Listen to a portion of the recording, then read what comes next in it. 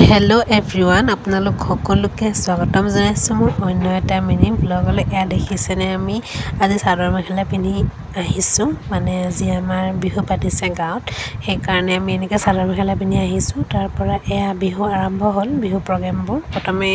গামোচা চামোচা পিন্ধোৱা হ'ল তাৰ পাছত বিহু প্ৰগ্ৰাম আৰম্ভ হৈছে এটা এটা গৈ দলে বিহু প্ৰদৰ্শন কৰিলে